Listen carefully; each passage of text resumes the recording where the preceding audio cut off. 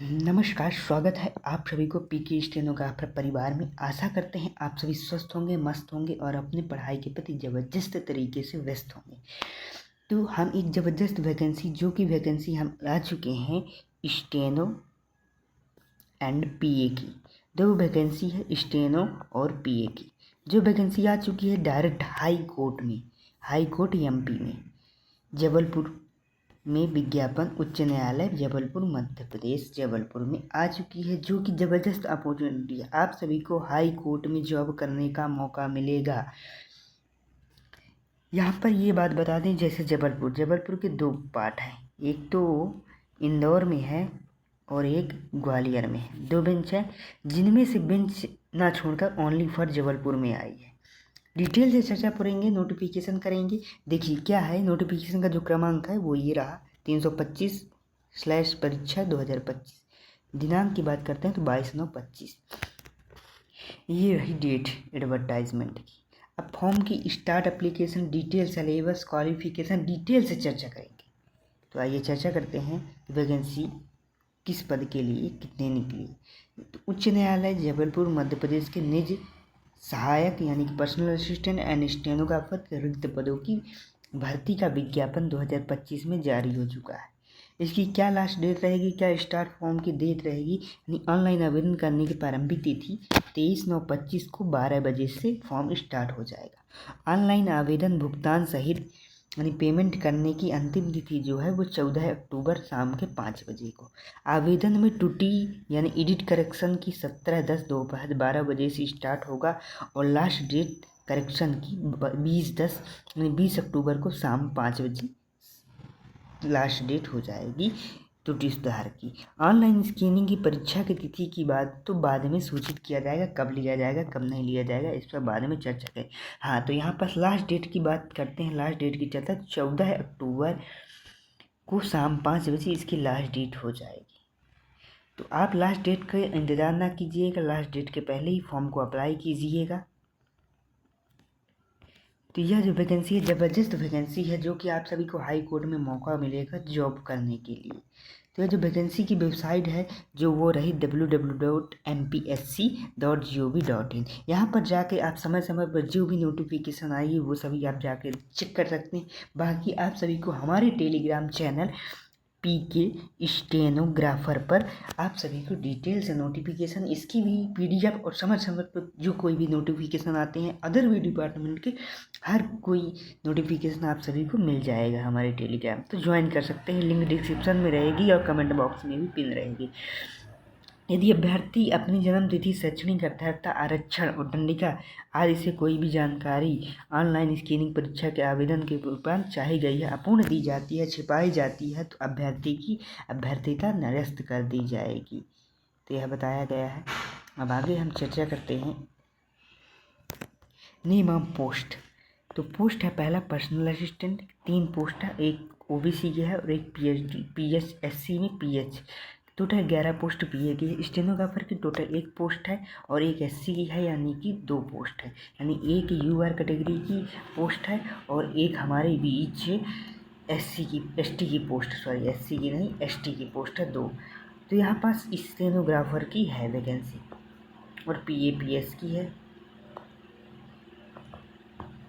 Online आवेदन करते समय वांछितों को चुनना होगा कि ऑनलाइन आवेदन दोनों पदों में एक बार ही आवेदन कर सकता है। दोनों पदों के लिए ऑनलाइन आवेदन भरते समय ओबीसी एससी एसटी जो ही श्रेणी है उस पर आप सभी को यूआर श्रेणी में रखा जाएगा। जो ओबीसी और एससी एसटी कैटेगरी की हैं उन्हें स्टेनोग्राफर पद के लिए अनिश्चित यूआर कैटेगरी में रखा जाएगा। यह बात ध्यान देने लोग बताइए, दोनों पदों के लिए ऑनलाइन आवेदन समय, ठीक। तो यह ध्यान देने योग्य बात है। हाँ, क्वालिफिकेशन की बात करते हैं, क्या रहेगा वेतन क्वालिफिकेशन। पे ग्रेड की बात करते हैं पर्सनल असिस्टेंट की, 93 से 34,800 ग्रेड पे, यानी 3600 का ग्रेड पे रहेगा। 93 से 34,800 तक की सैलरी मिलेगी। ग्रेजुएट डिग्री यानी कि ग्रेजुएट डिग्री मांगा गया है प्लस शॉर्ट हैंड मांगा गया है 80 WPM पर्सनल असिस्टेंट के लिए, प्लस 1 ईयर कंप्यूटर एप्लीकेशन का डिप्लोमा मांगा गया है, यानी कि DCA का सर्टिफिकेट आप सभी के बीच होना चाहिए। तो यह क्वालिफिकेशन मांगी गई है। प्लस एज लिमिट की बात करते हैं 18 वर्ष से 40 वर्ष तक के स्टूडेंट इस वैकेंसी को अप्लाई कर सकते हैं। इसके अलावा अलग क्वालिफिकेशन की बात करते हैं दूसरी पोस्ट जो कि हमारे बीच है स्टेनोग्राफर, जिसकी 1900 ग्रेड पे की सैलरी रहेगी 5200 से 20,200 तक रहेगी।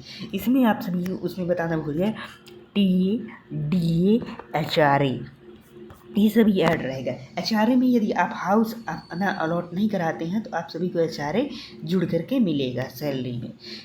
तो स्टेनोग्राफर क्वालिफिकेशन की बात करते हैं तो ग्रेजुएट डिग्री इसमें भी मांगा गया है, प्लस इंग्लिश शॉर्ट हैंड पास 80 WPM एनी इंस्टीट्यूट, यानी कि ITI से सर्टिफिकेट जो बनता है NCVT देती है वह सर्टिफिकेट आप सभी को इंस्टीट्यूट 80 WPM का सर्टिफिकेट जारी करता है उसे वह वैलिड रहेगा।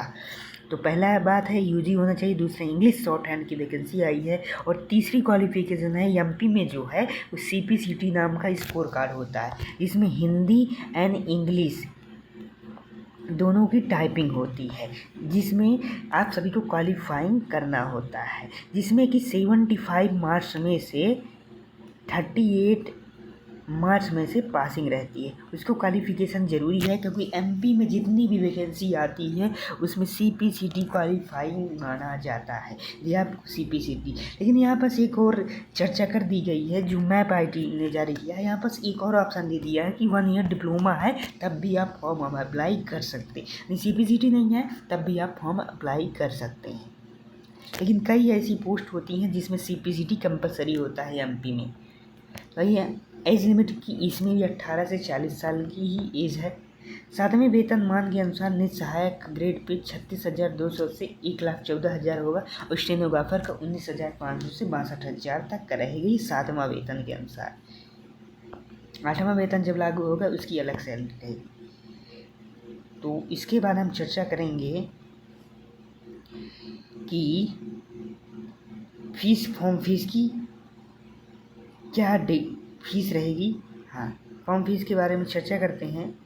तो आवेदन शुल्क पे बात करते हैं तो जब परीक्षा फीस यानी एग्जामिनेशन शुल्क की बात करते हैं अनारक्षित यानी UR कैटेगरी की जब बात करते हैं तो 200 रुपये, प्लस सेवा प्रदाता यानी सर्विस चार्ज 743 रुपये, टोटल 943.40 रुपये आप सभी के फॉर्म के फीस लगेंगे। यदि अदर कैटेगरी की बात करते हैं और केवल मध्य प्रदेश के मूल निवासी जो हैं उनके लिए 0 रुपये परीक्षा शुल्क प्लस 743 रुपये 40 पैसे तो लगेंगे ही, यानी 743 रुपये सभी को देना है। लेकिन अगर UR कैटेगरी के आप हैं या फिर अदर स्टेट के MP के हैं तो आप सभी को 993 रुपये 40 पैसे लगेंगे फॉर्म के फीस के। उपरोक्त शुल्क अधीन है, परीक्षा परिवर्तन होने पर कोई परिवर्तित शुल्क का भुगतान होगा। परिस्थितियों में परीक्षा परिवर्तित होने पर अभ्यर्थी को परीक्षा शुल्क का भुगतान किया जाए। आवेदन शुल्क वापस किए जाने अथवा समायोजन के लिए कोई भी प्रावधान नहीं है। हाँ, ऑनलाइन भरते समय क्या आप सभी को महत्वपूर्ण जानकारी क्या रहनी चाहिए उस पर डिटेल से चर्चा करते हैं। ऑनलाइन आवेदन करते समय वेबसाइट यह रही। यहाँ पर आप वेबसाइट में जब जाएंगे तो रिक्रूटमेंट रिजल्ट बटन पर क्लिक करना होगा। Click on application online application form admit card, वहाँ पर जब आप जाएंगे वहाँ पर क्लिक करेंगे तो इस भर्ती के ऑनलाइन आवेदन होगा, जिसे आप 4 लिंक उपलब्ध होगी। Advertisement, registration application, edit application. तो यहाँ पर आप सभी को तीसरा ऑप्शन चूज करना, पहला ऑप्शन करना है एडवर्टाइजमेंट। जब आप एडवर्टाइजमेंट लिंक पर क्लिक करेंगे तब विज्ञापन को डिटेल से आप पढ़ेंगे। उसके बाद आप सभी को रजिस्ट्रेशन पर क्लिक करना है। रजिस्ट्रेशन पूरे यूज़र ID, ईमेल, लॉगिन सब कुछ बन गया। उसके बाद जब फॉर्म पूरा सबमिट करेंगे तो प्रीव्यू आएगा, प्रीव्यू के बाद सबमिट कर देंगे। उसके बाद एडिट के ऑप्शन अलग से खुलेगा। यहाँ कहीं हम कहेंगे कि आप सभी ऐसा फॉर्म फिल कीजिएगा, एडिट की आवश्यकता ही ना पड़े। तो यहाँ पर ये रही जानकारी फॉर्म फीस के बारे में चर्चा करें। हाँ, तो यदि चयन प्रक्रिया परीक्षा की योजना की बात करते हैं तो ऑनलाइन पदों के लिए 2 चरणों पर आयोजित की जाएगी। तो पहला जो है वो ऑनलाइन स्क्रीनिंग की जाएगी 100 मार्च के लिए, ऑनलाइन स्क्रीनिंग की जाएगी 100 मार्च के लिए। और दूसरा है अंग्रेजी सिग्लेशन कौशल परीक्षा 100 मार्च की होगी, वो अलग होगी, यानी कि दो चरणों में आप सभी की परीक्षा आयोजित की जाएगी। यदि प्रवेश पत्र की बात करते हैं तो MPSC डॉट यही वेबसाइट में ही जो हमने बताया था वहीं पास होगी। 7 दिन पूर्व एडमिट कार्ड जारी होगा। अब परीक्षा केंद्र कहाँ कहाँ होगा, परीक्षा केंद्र पर चर्चा करते हैं तो जबलपुर, भोपाल, इंदौर 3 सिटी में आप सभी का एग्जाम होगा। यदि के अनुसार एक से अधिक जिला परीक्षा केंद्र एवं शिफ्ट के बारे में, यानी कि अंतिम निर्णय, यानी कि यदि फॉर्म फिल जितने हैं उससे ज़्यादा फॉर्म फिल हो गए तो फिर इनके अलावा अदर सेंटर दिए जाएंगे, अन्यथा इन 3 शहरों को ही सेंटर बनाया गया है। कोई भी परिवर्तन होता है यह वेबसाइट पर प्रकाशित की जाएगी। अब सिलेबस की बात करते हैं, सिलेबस पर चर्चा करते हैं क्या सिलेबस रहेगा। हाँ, तो यदि जैसे हमने कहा MCQ 100 मार्क्स चैन 1 में, खंड 1 में बोला था ना कि यानी कि MCQ आएंगे 100 क्वेश्चन आएंगे, 100 क्वेश्चन आएंगे 100 मार्क्स, यानी एक क्वेश्चन 1 मार्क्स का। अवधि जो रहेगी 90 मिनट, यानी कि 90 मिनट में 100 क्वेश्चन करना है। यह बात ध्यान देने होगा, 90 मिनट में 100 क्वेश्चन करने हैं, 1 अंक मिलेंगे। हाँ, तो क्या रहेगा syllabus, basic general knowledge in MP state का जनरल नॉलेज, यानी MP का GK plus English grammar plus computer रहेगा। जिसमें GK की बात करते हैं नंबर ऑफ क्वेश्चन 5 नंबर के, इंग्लिश ग्रामर की बात करते हैं 25 क्वेश्चन रहेंगे, एंड जनरल नॉलेज की बात करते हैं 20 के रहेंगे। अब पार्ट B पे बात करते हैं तो question related English short hand से जो रिलेटेड रहेंगे, इंग्लिश स्टेनोग्राफी की जो भी रिलेटेड क्वेश्चन बनते हैं कि जैसे A कैसे बनता है, B कैसे बनता है, C कैसे बनता है, या फिर AB एप्पल कैसे बनेगा, या फिर क्या कैसे डायरेक्शन बनती है, या फिर कैसा हमको फॉर्मेट रहेगा, वो सब पूरी डिटेल से इंग्लिश शॉर्ट हैंड की जो भी होता है क्वेश्चन, वो सारे क्वेश्चन आप सभी के पूछे जाएंगे। तो वो क्वेश्चन की जैसे नंबरों की बात करते हैं तो वो नंबर रहेंगे 50 मार्क्स के, 50 क्वेश्चन 50 मार्क्स के रहेंगे। तो यहाँ पास ये ध्यान होगा। हाँ, समस्त पेपर जो रहेगा वो अंग्रेजी माध्यम से होगा, हिंदी माध्यम से पेपर नहीं होगा। प्रश्न पत्र का माध्यम इंग्लिश होगा। हाई कोर्ट में इंग्लिश शॉर्ट हैंडेड इंग्लिश से क्वेश्चन रहेंगे। परीक्षा हेतु आवश्यक जानकारी, परीक्षा आवेदन के लिए नियत तिथि पर आप सभी को उपस्थित होना है। परीक्षा केंद्र पर प्रवेश पत्र नहीं दिया जाएगा समय अवधि के पहले, बाद में आप चाहते हैं तो।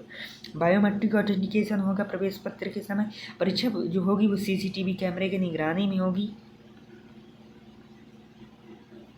ऑनलाइन स्क्रीनिंग का परिणाम आप सभी को 7 दिनों के भीतर यहाँ पर प्रकाशित कर दिया जाएगा। 10 बजे से 5 बजे के लिए कार्यालय प्रिंसिपल रजिस्ट्रार परीक्षा के प्रशासनिक भवन जबलपुर में नाम से संबोधित न्यायालय के आवक संख्या के व्यक्तिगत रूप से आप पोस्ट के माध्यम से नाम पोस्ट में जारी करके हस्ताक्षर छपित ले सकते हैं। परिणाम की प्रति, ये प्रति रही एक। हाँ, मेरिट की बात करते हैं स्क्रीनिंग परीक्षा परिणाम तो 1:10, यानी एक पोस्ट के लिए 10 लोगों को बुलाया जाएगा स्किल टेस्ट के लिए, यानी 1:10 का रेशियो रहेगा।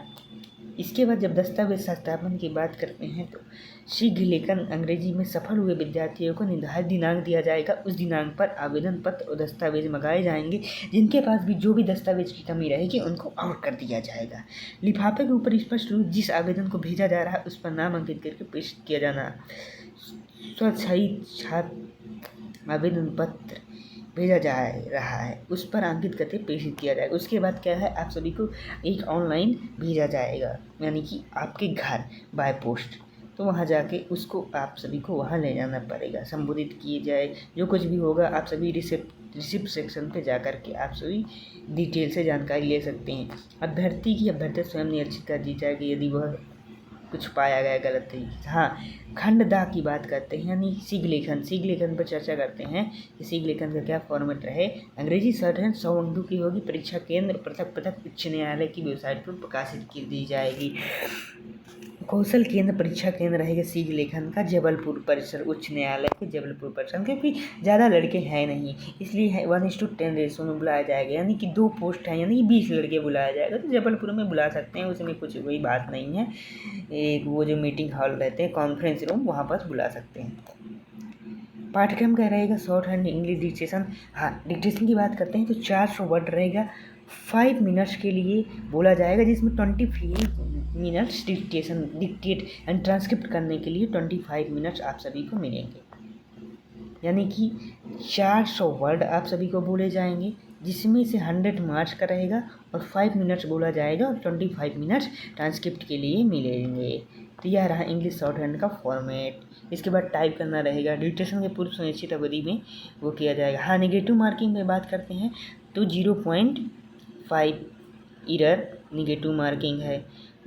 यदि अब किसी भी अभ्यर्थी की 50 से अधिक त्रुटि पाई जाती है 0 अंक दिए जाएंगे। 50 से अधिक यदि त्रुटि दी गई यानी कि उसको अंक 0 माने जाएंगे, उसको अंक नहीं दिए जाएंगे, उसकी आगे कहाँ पीछे के नहीं होंगे।